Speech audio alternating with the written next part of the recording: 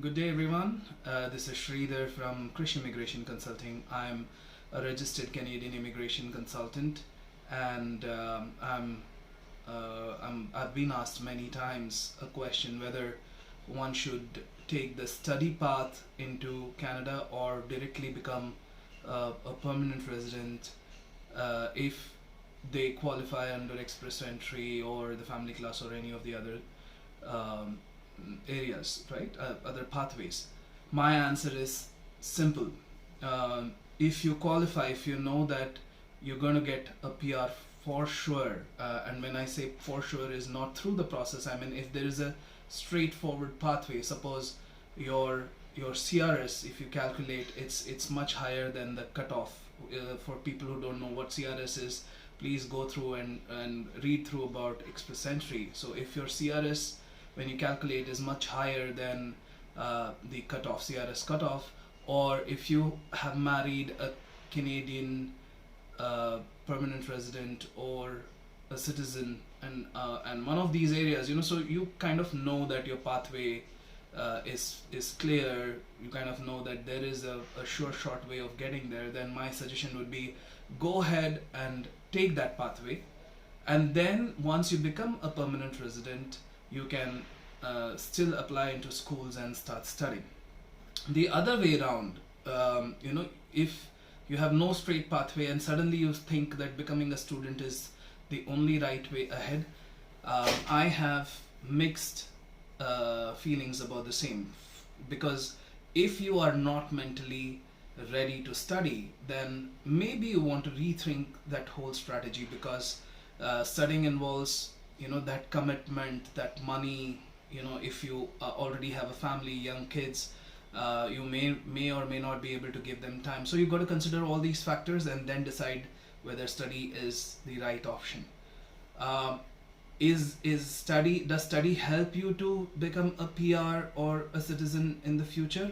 Let's talk about studying to becoming a PR. Yes, certainly there are various pathways, and different provinces have different ways of helping people who have studied in that province, in that particular province, get a provincial nomination. But one sure short way is you get additional points in the express entry system.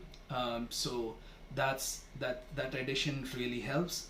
Now, when you study for a year or 2 years, depending on the duration of your study, and if you have done it from a designated learning institution or a DLI, then you also qualify for an open work permit, right? It's called the postgraduate work permit, PGWP. Working in Canada for 1 year after minimum of 1 year also enhances your points in the express entry system. As I said, many of the provinces have their own little way of rewarding you for studying there. Some of them give you points, some of them give you a complete pathway depending on what program you completed. For example, OINP has the graduate stream. That's a sure short way of rewarding somebody who has studied in Ontario, um, and so on and so forth. So in recent times we have also come across the temporary resident to permanent resident pathway, the TR to PR as it's popularly known. So that's another pathway that the Canadian government surely gives you if you study. So there are various advantages. These are limited to the immigration side. What are the other advantages? You acclimatize into the system, you know the Canadian culture much before you get into the workforce or you're ready to work.